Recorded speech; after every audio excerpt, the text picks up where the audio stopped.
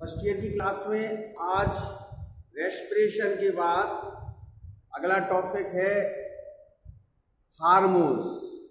इसमें केवल यही वाला भाग है प्लांट हार्मोन्स वाला भाग का शेष पूरा भाग इस साल हटा दिया गया है सिलेबस। कुल मिला के प्लांट हार्मोन्स या उसको दूसरी भाषा में प्लांट ग्रोथ रेगुलेटर्स, ये वाला टॉपिक है आपके सिलेबस में इस चैप्टर से। यानी जो पौधों में हार्मोन्स होते हैं केवल उसी का वर्णन है, शेष डिटेल हटा दिया गया। तो प्लांट ग्रोथ रेगुलेटर, पहले प्लांट ग्रोथ की बात करेंगे। ग्रोथ माने क्या होता है? पौधों में वृद्धि होना। अब पौधों में वृद्धि होना तरल पदार्थ के द्वारा। जैसे अगर हम जंतु की बात करें तो जंतुओं में दो प्रकार की ग्रंथियां होती हैं, एक्सोक्राइन और एंडोक्राइन। एक्सोक्राइन से एंजाइम्स निकलते हैं, एंडोक्राइन से हार्मोन्स निकलते हैं, अंतःस्रावी ग्रंथियों से। तो हार्मोन शब्द वही है। हार्मोन्स क्या होता है कि क्रिया के साथ करते करते स्वयं नष्ट हो जाता है। एक जगह कहीं पर उत्पन्न होगा, मनुष्य की बात, जंतुओं की बात कर रहे हैं, उत्पन्न होकर के चूंकि इसमें नलिकाएं होती नहीं है तो ब्लड के साथ फ्लो करके पूरे शरीर में पहुंचता रहता है और क्रिया को परिवर्तित करके उसको परिवर्तित कर देता, स्वयं नष्ट हो जाता। लेकिन एंजाइम ऐसा नहीं करता है, एक्सोक्राइन ग्रंथि से होता है और ये इसमें नलिकाएं होती हैं।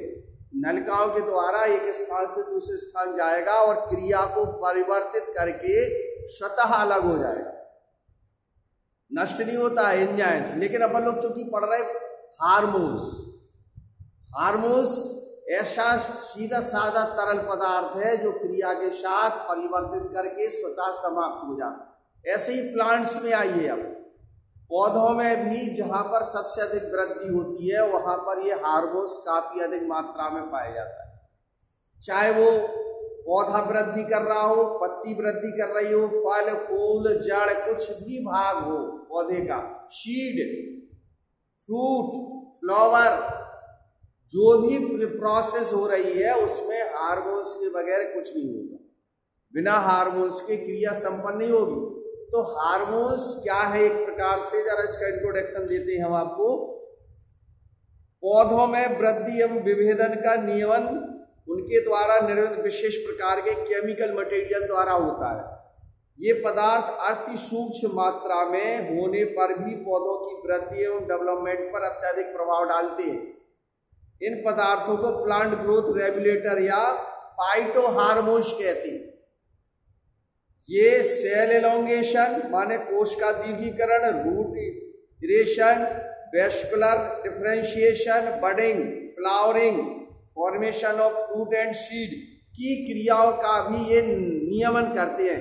हमने अभी बताया ना, चाहे जड़ वाला भाग वृद्धि कर रहा हो, चाहे फ्लावरिंग कर रहा हो, चाहे सीड वाला कर रहा हो, पौधे से किसी से भी जुड़ा भाग हो उसमें क्या करते हैं, नियमन करते हैं। ये पौधे की किसी अंग में निर्मित होकर के अन्य अंगों में स्थानांतरित हो जाते हैं, उन भागों की वृद्धि को प्रभावित करते हैं। ये मुख्य रूप से अग्रस्त कलिकाओं, बाल पत्तियों एवं मेरिस्टेमेटिक सेल्स में निर्मित होकर के अधिक कार्य करते हैं। अब ये क्वेश्चन पढ़ रहा है अपन को, प्लांट ग्रोथ रेगुलेटर में कुल आपको 5 है मुख्य, पहले समझ लीजिए। 5 हार्मोन्स के बारे में पढ़ना है अपन को। 3 पॉजिटिव है और 2 नेगेटिव है। मतलब क्या है पॉजिटिव नेगेटिव का मतलब? यहां पर ये नहीं है कि कोई मेल है कोई फीमेल, ऐसा नहीं है। मतलब 3 हार्मोन्स ऐसे हैं जो वृद्धि करने में सहायता करते हैं पौधे, और 2 ऐसे हैं जो वृद्धि को किसी तरीके से नष्ट करने का काम करते हैं। पक्ष और विपक्ष, ये जो जरूरी है। 3+2 है, अनेक और भी, लेकिन मुख्य 5 पढ़ना है जो वृद्धि करते हैं। उनके नाम क्या है? एक है ऑक्सिन, सुना होगा, नहीं है तो पहली बार सुन लीजिए। प्लांट हार्मोन्स के नाम क्या है? Auxin, gibberellin, cytokinin. ये 3 हार्मोन्स है। क्या क्या है? ऑक्सिन, जिबरेलिन एंड साइटोकाइनिन वृद्धि वर्धक हार्मोन्स है प्लांट्स के। यानी इनके द्वारा पौधे में किसी भी रूप से वृद्धि होगी, नष्ट नहीं होगी। Auxin, gibberellin, cytokinin. और दो हार्मोन्स वे हैं जो वृद्धि को नष्ट करते हैं, कम करके किसी तरीके से। फल है, कच्चा है, अब उसको पकाएगा कौन? हार्मोन्स। कौन से? वृद्धि रोधक हार्मोन, वर्धक नहीं। ऑक्सीजन, जिबरेलिन, साइटोकाइनिन ने बढ़िया मेहनत करके, क्रिया करके फल बना दिया।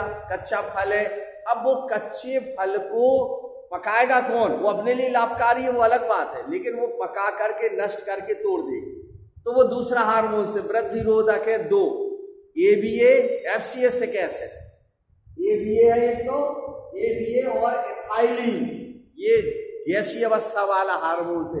ये दो हार्मोन जो होते हैं ये वृद्धि रोधक हार्मोन से। वृद्धि वर्धक ऑक्सीजन, जिबरेलिन, साइटोकाइन, और वृद्धि रोधक कौन से हैं? FCSic acid, ethylene. ये दो ऐसे हार्मोन हैं जो नुकसान करते हैं, और बिना नुकसान की क्रिया, हमने उदाहरण बताया ना कि जैसे फल है, कच्चा फल है, तो इसमें वृद्धि रोधक हार्मोन कार्य करेगा और उसको पका देगा, पका करके नीचे गिराएगा और सड़ जाएगा, खत्म हो जाएगा। लेकिन अपन लोगों को क्या है, वह पकाने का काम करेगा। पका हुआ फल अपन लोग खाते हैं, तो लाभ ले लें वो अलग चीज है, लेकिन उसका मतलब क्या होता है? नष्ट करने का। कोई क्रिया है, जब तक विरोध नहीं हो, जब तक वो क्रिया आगे वृद्धि नहीं करती है। वृद्धि तभी करती है जब कोई उसका दूसरा विरोधी खड़ा हो।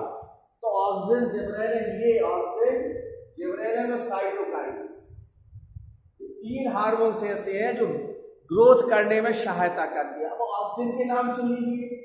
ऑक्सीजन जो सबसे बड़ा महत्वपूर्ण है, एक है IAA, इसी के भाग है ऑक्सीजन की, indole acetic acid, indole butyric acid. IAA का मतलब होता है इंडोल एस्टिक एसिड। दूसरा क्या है? Indole butyric acid, naphthalene acetic acid, ये तीसरा है नेफ्थलीन एस्टिक, और चौथा है 2,4-D, two four dichlorophenoxy acetic acid, two four dichlorophenoxy acetic acid, acid है 2,4-डाइक्लोरोफिनॉक्सी एसिड है। इसको शॉर्ट में क्या होता है? 2,4-D। ये किसका एक प्रकार है? ऑक्सीजन हार्मोन, जो सबसे डिटेल खास में उत्पन्न देखा था सबसे पहले लेमार्क वगैरह ने। अभी डिटेल इसके बारे में बताते हैं हम आपको। ऑक्सीजन में IA, IBA, naphthalene acetic acid, इसके बाद 2,4-डाइक्लोरोफिनॉक्सी एसिड, और इसमें शॉर्ट में क्या बोलेंगे? 2,4-D। तो ये इस प्रकार से ऑक्सीजन, जिबरेलिन, साइटोकाइन। अब एक एक को लेते हैं अपन। पहले ऑक्सीजन की कहानी पढ़ेंगे, फिर जिबरेलिन की पढ़ेंगे, फिर साइटोकाइन की पढ़ेंगे। जब ये वृद्धि वर्धक हार्मोन्स हो जाएंगे, फिर वृद्धि रोधक की बात करेंगे, AB और एथाइलिन। तो सबसे पहले किसकी बात करते हैं? Oxygen hormones.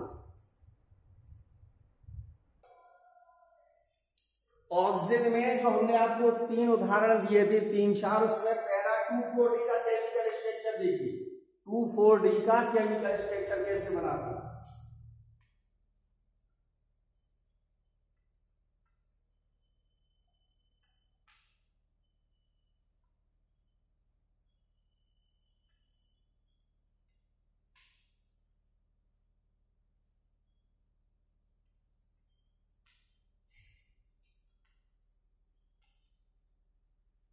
ये 2,4-D हो गया।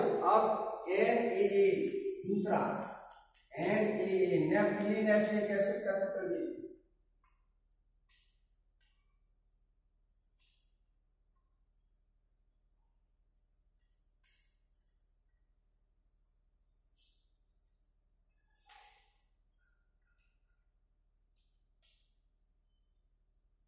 IAA, तीसरा फिगर।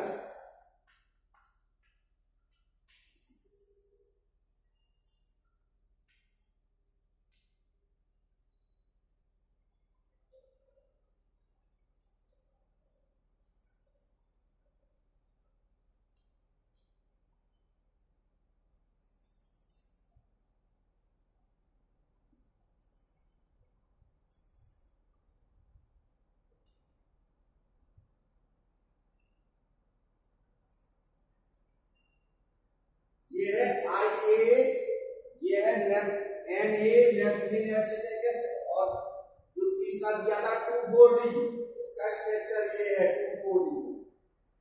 इसका क्या नाम है? 2,4-डाइक्लोरोफिनॉक्सी एसिड, ये हमने एग्जाम्पल दिए थे ऑक्सीजन के, ये वाले पार्ट ऑक्सीजन के दिए थे, जरा इसको देख करके उतारो।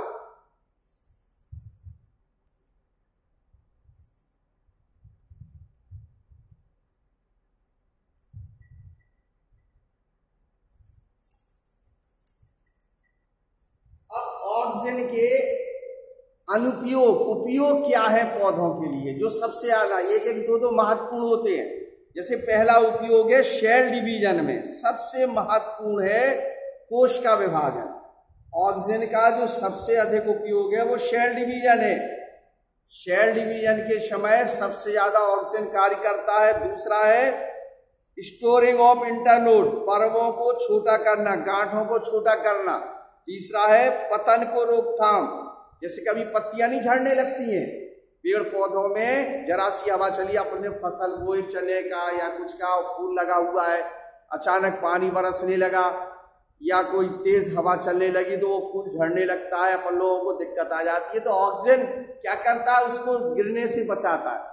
इसके बाद जड़ों का समारण, initiation of root, apical dominance, सबसे महत्वपूर्ण है एपिकल डोमिनेंस, माने शीर्ष पर ये वृद्धि करने में सबसे अधिक सहायता करता है। कंट्रोल ऑफ डोरमेंसी, सुसुप्तावस्था, सुसुप्तावस्था का मतलब क्या है, कृत्रिम ऑक्सीजन फलों और सब्जियों की डोरमेंस की अवधि को लंबा कर देता है।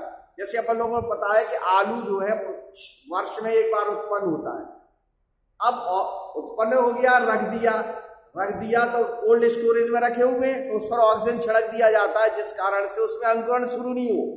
अगर ऑक्सीजन नहीं लगाएंगे तो आपको पता है उसमें एक आंख हरा कलर होता है और हरे कलर से अंकुरण शुरू हो जाएगा, ठंडक रहती है। लेकिन ऑक्सीजन के छिड़कने से ना तो वो अंकुरण शुरू होगा और ना नष्ट होगा, वो कुल मिला के एक्टिव बना रहेगा लेकिन निष्क्रिय अवस्था में बना रहेगा। इसी प्रकार से सब्जियों, फलों, सब्जियों आदि में की डोरमेंसी अवस्था को अधिक लंबा कर देता है। एल्फा नेफ्लिक एसिटिक एसिड के घोल छिड़क दिए जाते हैं। इसके बाद विलगन हमने बता ही दिया आपको कि पतझड़ होने लगता है, उसमें ऑक्सीजन सपोर्ट करता है और पत्तियों गिरने से बचा देता है।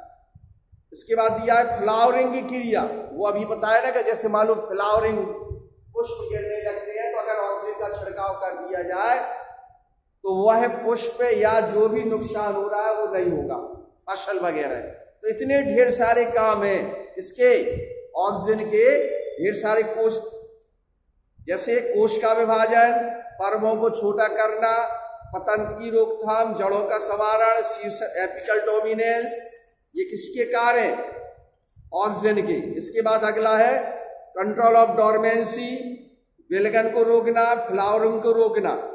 ऐसे कुल मिला के 8 पार्ट दे दिए उन्होंने किसके, ऑक्सीजन के। अब अगला जो होगा अनिषेक फलन, एक और इसमें जो महत्वपूर्ण पॉइंट दिया है वो अनिषेक, बिना निषेचन के फल का निर्माण, यानी ऑक्सीजन के छिड़कने से फर्टिलाइजेशन भी नहीं होगा और नए फल का निर्माण शुरू हो जाएगा।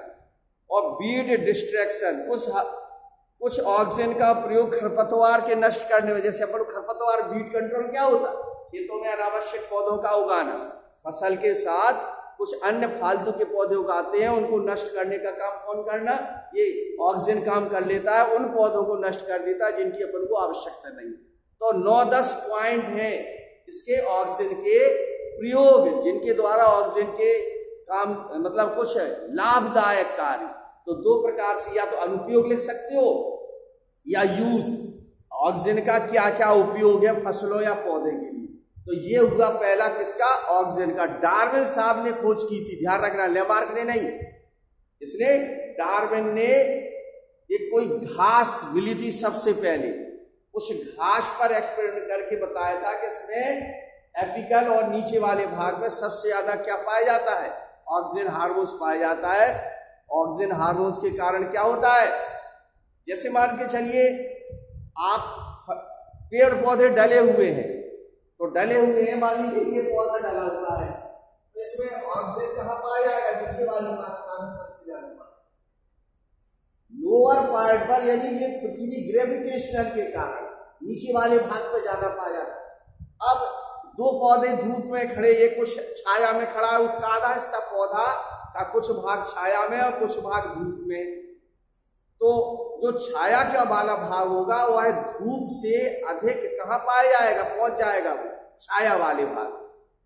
यानी कोई पौधा धूप में रखा हुआ है, लगा हुआ है, तो लगे हुए भाग में यदि कुछ हिस्से पर यदि छाया भी है उसी के बगल में, तो ऑक्सीजन को देखा गया है कि ये धूप से हट करके उस भाग में जाना जाता है जहां पर छाया है। तो ये कई एक्सपेरिमेंट हैं इसके ऑक्सीजन के, तो 8-9 पॉइंट आपको ऑक्सीजन के पढ़ना है। अब आइए दूसरा टॉपिक रहता है जिबरेलिन।